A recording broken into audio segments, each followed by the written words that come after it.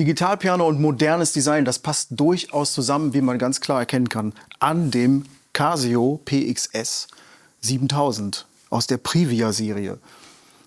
Das ist so mal edel. Wir kennen die Privia-Serie schon von dem PXS 1100, haben wir schon einige getestet, die ja auch schon so designmäßig gegangen sind. Aber hier ist mal eine Ansage, würde ich sagen. Ich stimme dir dazu. Also hier allein mit der Farbe und den Materialien, dann natürlich dieser Ständer hier, dieser Keyboard-Stand, ist schon... Ja, also eigentlich müssen wir mal so rumgehen und das mal auf uns wirken lassen. Das wird auch nur komplett so angeboten. Man kann jetzt nicht, wie bei vielen anderen Digitalpianos, das Stativ optional dazu nehmen, sondern das wird nur als Einheit verkauft. Okay. So, das ist auch in diesem Design passend zu eben dieser tollen Farbe, die sich Harmonious Mustard nennt. Okay. Was auch immer. Es sieht auf jeden Fall cool aus, sehr stylisch und ja, es ist auch nicht irgendein Kunststoff, sondern eine Spezialanfertigung. Das ist ein hochglanzpolierter Kunststoff. Ja, kann man unschwer erkennen. Also das ist auch wirklich sehr schick gemacht hier. Dieses von innen leuchtende Touch-Panel, das sieht auch sehr cool aus, da mit dem blauen Data-Entry-Rad und so. Ich finde, da hat man schon hier so richtig schicke Elemente. Und es hebt sich ganz klar ab von allem, was wir so als Digitalpianos bislang getestet haben. Sieht man nicht alle Tage auf jeden Fall. Also schon ist absolut der Hingucker und ich finde es auch ziemlich cool, ja. Ja, gut. Aber letztendlich ist da die Frage, spielt es sich auch gut? Ist die Tastatur gut? Und so weiter. Es kostet ja auch einiges. Ist nicht billig, ja. Also dieses kostet ja knapp 2.700 € und dann gibt es noch 2 weitere Varianten, die heißen dann auch 7.000, aber gibt es dann in weiß und schwarz. Und die sind noch mal etwas günstiger. Ungefähr 300 € günstiger. Da gibt es dann auch kleine Unterschiede, da kommen wir dann später dazu. Ich würde jetzt erstmal von dir gerne wissen, wie spielt sich das überhaupt? Von der Tastatur, vom Sound? Hören wir mal rein.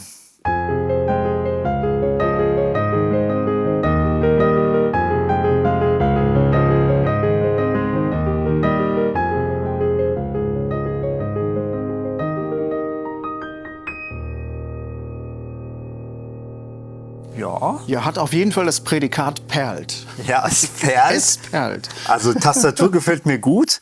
Schön griffig und auch hier mit Beschichtung schön. Also man hat einen guten Grip. Ivory Touch. Ivory Touch und klingt gut. Man muss sich ein bisschen gewöhnen an den Sound, wie die Stärke kommt. Wir haben es jetzt ein bisschen umgestellt auf eine etwas schwerere Tastaturstärke, dass man da ein bisschen... Damit kann man noch spielen. Kann man noch ein bisschen für sich das Feeling anpassen. Aber prinzipiell sehr positiv. Tastatur cool und auch klanglich auch... Ja, Detail noch für die Tastatur. Es ist ein Holzkern verbaut auch. Okay. Das ist schon, fasst sich schön an und ist, glaube ich, für das Spielgefühl dann sehr angenehm. Ja. Es ist wirklich ein Detail, das sehr, sehr subtil ist natürlich. Es ist keine echte Holztastatur, dafür ist es ja viel zu kurz, sehr kompakt gebaut. Es müsste dann ja so tief sein. Ja. Das geht ja natürlich nicht, wenn man die Taste über den Waagebalgschiff führen würde. Das geht überhaupt nicht. Gut. Aber ja, lass uns mehr Sounds hören. Es gibt irgendwie 400 Sounds oder mehr. Da sollten wir einfach durchgehen und das machen wir am besten gleich hier mit der App. Die bietet Casio kostenlos an für Android und iOS-Geräte, nennt sich Casio Music Space. Ist auch ganz schick aufgemacht. Wenn man die Oberfläche sieht, das sieht wirklich cool aus. Ja. Ist so ein bisschen Gaming-Style, 80er Gaming-Style. Stimmt, ja. Okay. So, das dauert jetzt einen kleinen Moment, wie es wieder verbindet. Und dann sind wir gleich im Piano Remote Controller und können die Sounds über die App anwählen. Das ist dann übersichtlicher, finde ich. Das geht natürlich auch über das Display. Aber hier kommt man dann gleich an die Sounds ran. Und da ist auch schon die ganze Liste. Hier haben wir das Privia Grand HG, das haben wir jetzt gespielt. HG, was heißt das? Was bedeutet das? Hamburg. Könnte sein, ja. Es könnte ein Steinway sein. Ja. Also schon mächtiger Sound. Auf jeden Fall. Und die perlt wirklich gut, die Tastatur. Also man kann ziemlich präzise spielen. Ja. Dann gibt es Privia Grand New York.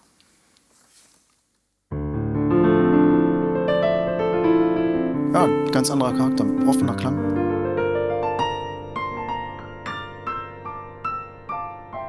Schön.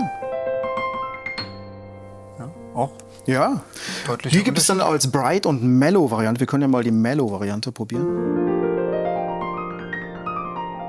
Ja, klingt wie mit geschlossenem Deckel vielleicht. Und dann gibt es noch Privia Grand Berlin.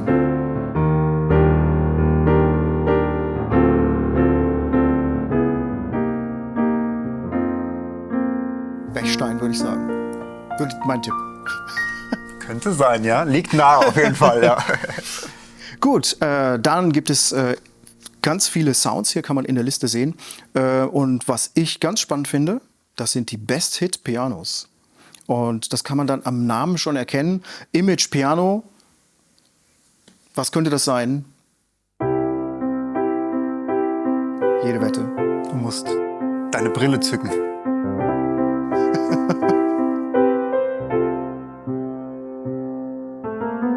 Aber der Sound stimmt. Sehr authentisch, ja. Sehr schön. Clock Piano. Weißt du, was dahinter steht? Du hast die alle irgendwie drauf, ne? Das ist nicht zu fassen.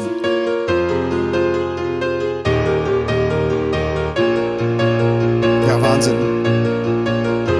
Ja. Aber der Sound stimmt wirklich. Also sehr authentisch. Weiter. Nächste. Let Piano. Kann nur Let It Be sein. Ja, klar, stimmt.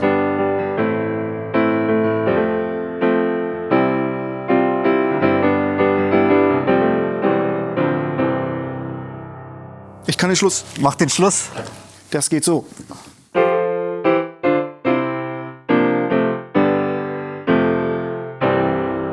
Mächtig. Ja, geil. Also das ist ja schon toll, wirklich. Da will man ja immer nur noch mehr probieren. Hier haben wir Your Piano. Also die Titel haben sie wahrscheinlich nicht aus urheberrechtlichen Gründen wahrscheinlich nicht ganz reingeschrieben. Oder vielleicht reicht das Display auch nicht aus. Keine Ahnung. Your Song. Ja. Absolut. Passt. Das klingt alles authentisch. Human Piano. Weiß ich nicht, was das sein kann. Human kenne ich nur Human Nature. Okay.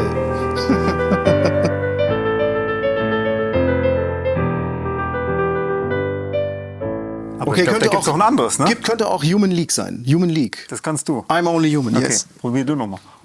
Moment. Wie geht das?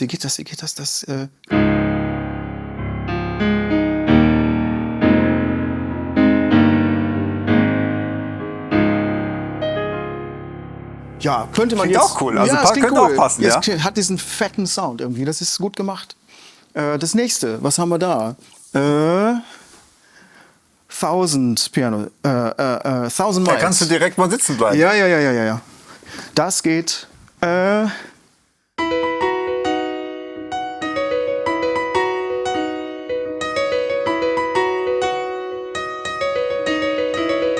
Keine Ahnung, warum ich mich daran erinnere. Ich glaube deswegen. Das geht. Das ist so cool. Ja, das ist cool, ja. Aber da brauchen wir Streicher. Warte. Layer. Stereo String. Ja, Wahnsinn. Ja.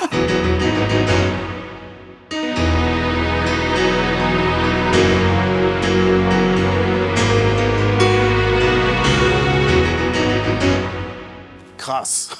Klingt cool, ja. Das ist echt abgefahren. Nächstes. Piano, Like You. Adele. Adele. Ha. Ja.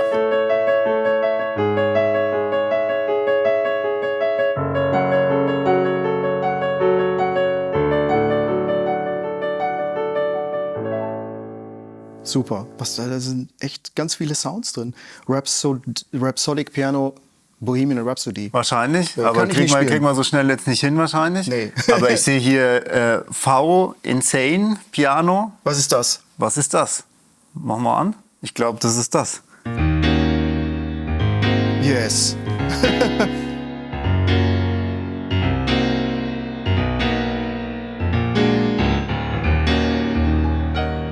Krass.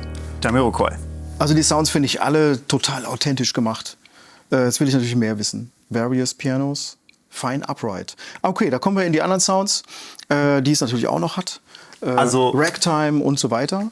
Aber man kann, glaube ich, sagen, mega cooles Feature, die Titel von bekannten Songs zu nehmen und die Sounds sind wirklich gut. Extrem gut, aber auch authentisch. Ja. Also es klingt wirklich toll und man denkt sofort auch, also ich glaube, wenn man nur den Sound hören würde, dann hätte ich auch gedacht, okay, damit spiele ich natürlich Imagine von John Lennon. Ja. Na klar, so toll. Toll gemacht. Macht Spaß. Okay, lass uns... E-Piano hat man, glaube ich, noch was ganz Cooles gefunden. E-Piano, genau. Da gibt es auch solche Sounds. Da gibt es hier zum Beispiel Just the Way EP. Just the Way You Are. Ja. Billy Joel. Das ist sehr lang her. Keine Ahnung, ob ich das noch weiß.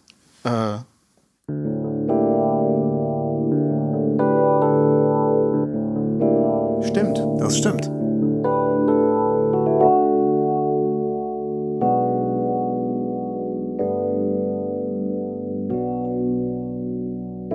Nee, der war falsch.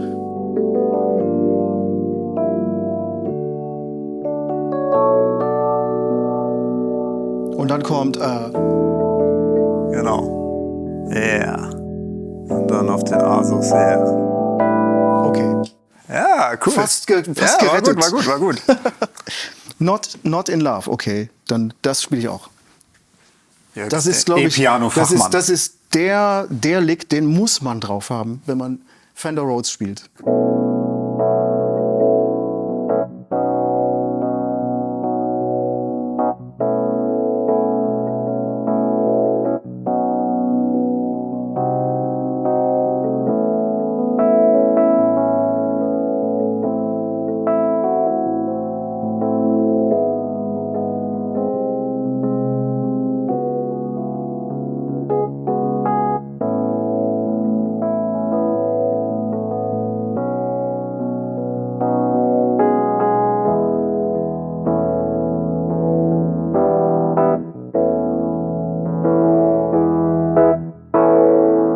Wirklich gut. Klingt fett, ja. Also dieses... Schön, sehr schöner Sound. Toll, das hört gar nicht auf. Den müssen wir noch machen. Den müssen wir uns machen. Mad Summer, das ist auch so ein Fender Rhodes Lick. Das muss man einfach auch... Den muss man wirklich kennen.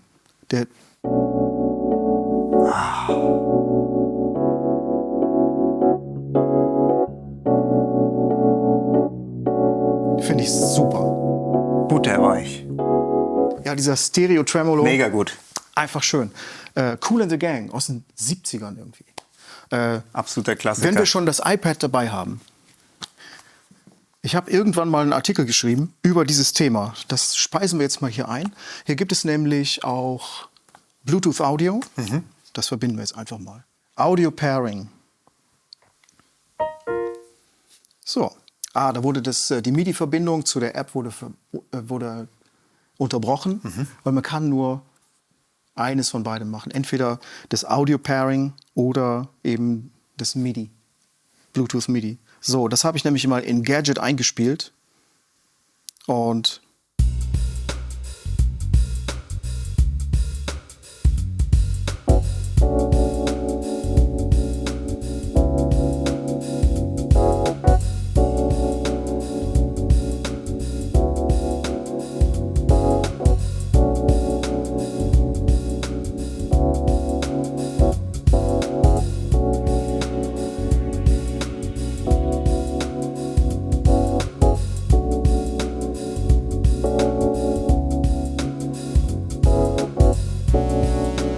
genau, jetzt mit dem Synthi. Yeah.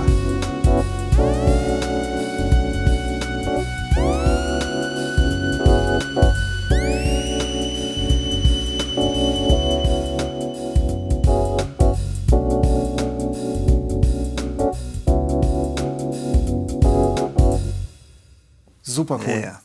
Cool. Auch der Sound stimmt total gut. Mega gut. Ich glaube, wir haben schon einige Features jetzt gezeigt. Ich glaube, wir können noch 1000 Sachen entdecken. Ja. Man hat Bluetooth MIDI, Bluetooth Audio. Das ist eigentlich so ein Tablet oder Mobile-Instrument, das Piano. Das hat unheimlich tolle Soundmöglichkeiten. Man kann auch Sounds layern, haben wir auch gesehen. Wirklich, wirklich hohes Potenzial. Also das hat wirklich jetzt viel Spaß gemacht, die Sounds zu durchstöbern. Und wenn man natürlich den einen oder anderen Song kann, dann ist es natürlich cool und es ist wirklich extrem nah am Original. Also man merkt, die haben sich wahnsinnig viel Mühe gegeben. Du hast schon gesagt, über 400 Sounds. Das ist schon krass, was eigentlich in so einem kleinen Piano, sage ich jetzt mal, drinsteckt. Also soundmäßig haben sie sich mega Mühe gegeben. Designmäßig ist es, glaube ich, absolut outstanding. Gibt's wahrscheinlich nicht viel. Eher so Nord so die Richtung vom Design vergleichbar. Aber das ist schon wirklich was... Hat man lange nicht mehr gehabt. Ne? Ja, das ist outstanding. Das ist schon wirklich, es gibt im Digital-Piano-Bereich gibt es da nichts Vergleichbares. Das finde ich schon wirklich bemerkenswert. Tolle Sache. Was man vielleicht am Ende noch mal sagen sollte, Tastatur ist gut, auch der Klang ist gut, aber gerade in der Preisklasse, zwar über 2.500 €. Okay, das ist natürlich auch noch ein wichtiger Punkt. Ich würde sagen, also die Klavierklänge, die haben mir alle gut gefallen. Aber für mich steht hier ganz dick Popmusik drüber. Ja. Und wer so den puren Klavierspaß, das pure Klaviervergnügen haben möchte, da gibt es in der Preisklasse andere Instrumente, die dann vom Sound her, also wirklich nur vom Klavierklang her, nochmal auf einer anderen Kategorie, auf einem anderen Niveau sind. Ja. Ne? Das würde ich auf jeden Fall sagen. Hier ist die Stärke ganz einfach diese total vielen Sounds, die halt so die Popmusik der letzten 60 Jahre wieder aufleben lassen. Ja. Und das ist sehr authentisch gemacht. Sehr gut. Mit einem tollen Design. Und das Beste kommt zum Schluss. Es gibt nämlich noch eine Tastaturabdeckung. Die liegt dabei. Wow. Aus geklöppelten Filz, würde ich sagen. Okay. Ich will jetzt keine Heizdecke verkaufen, keine Angst. Aber das passt hier so richtig schick rüber. Und passt einfach auch zu diesem Designstück, finde ich. Edel. Feine Sache.